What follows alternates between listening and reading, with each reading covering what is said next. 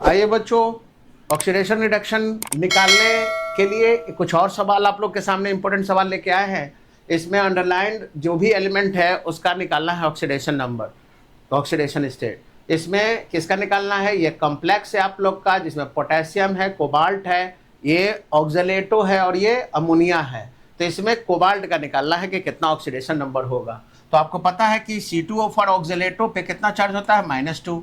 Ammonia, पूरा ammonia पे एक न्यूट्रल मॉलिक्यूल है तो 0 होगा। पोटेशियम पे कितना हो गया? +1। तो इसका कितना हो जाएगा? तो आराम से हम लोग निकाल लेंगे कि यहाँ पे आप लोग देख लेते हैं कि इस पे तो कोई चार्ज नहीं, एक ऑक्सीलेटो पे -2, तो 2 पे कितना हो गया? -4। मतलब कि इन दोनों को मिला के +4 आना चाहिए। तो इसका तो +1 हो गया, तो इसका कितना हो जाएगा? +3 हो गया, यानी कोबाल्ट का ऑक्सीडेशन नंबर +3 हो गया। इस केस में हम लोग देख लेते हैं ऑक्जेलिक एसिड में। तो यहाँ पे आप लोग देख रहे हो कि एक ऑक्सीजन का कितना होता है? -2, तो 4 ऑक्सीजन का कितना हो जाएगा? -8। ठीक है, यानी इन दोनों को +8 देना है। तो ये कितना देगा? एक हाइड्रोजन 1 देगा, 2 हाइड्रोजन कितना देगा? 2 देगा। अब और 6 चाहिए, तो 2 कार्बन को मिलकर कितना देना है? 6 देना है। तो एक कार्बन कितना देगा?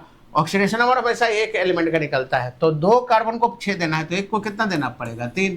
तो यहाँ से पता चल गया कि कार्बन का ऑक्सीडेशन नंबर ऑक्जेलिक एसिड में +3 है। ठीक है, ये है सोडियम एजाइड। क्या बोलते हैं इसको हम लोग? Sodium azide. ठीक है, तो इस केस में नाइट्रोजन का निकालना, तो सोडियम कितना देगा, है ना? देख लेना है कि इलेक्ट्रोपॉजिटिव का पूछ रहा है कि इलेक्ट्रोनेगेटिव का। तो अगर इलेक्ट्रोनेगेटिव का पूछ रहा है तो इलेक्ट्रोपॉजिटिव का देख लेना कि कितना लूज करेगा, और अगर इलेक्ट्रो पॉजिटिव का निकालना तो देख लेना इलेक्ट्रोनेगेटिव कितना गेन करेगा। तो जाहिर बात है कि सोडियम 1 इलेक्ट्रॉन देगा, तो 3 नाइट्रोजन को, है ना, 3 नाइट्रोजन पे, मतलब 3 नाइट्रोजन पे आप लोग का कितना होगा? तो एक सोडियम 1 देगा, तो जाहिर बात है कि ये इसको अगर आयंस में तोड़ेंगे NaN3 को, तो ये कैसे टूटेगा? Na+ और N3- हो जाएगा आप लोग का। तो N3- हुआ, मतलब कि 3 नाइट्रोजन को एक ही इलेक्ट्रॉन मिला, तो एक ही इलेक्ट्रॉन मिला, तो एक नाइट्रोजन का कितना हो गया?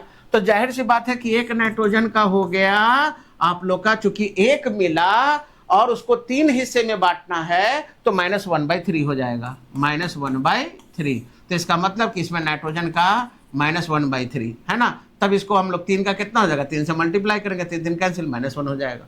तो इसमें आराम से हम लोग निकाल सकते हैं। तो इसी तरह के वीडियो को ज़्यादा से ज़्यादा देखने के लिए चैनल को सब्सक्राइब कीजिए, वीडियो को लाइक कीजिए, शेयर कीजिए और बने रहिए प्रिपरेशन मंत्रा के साथ।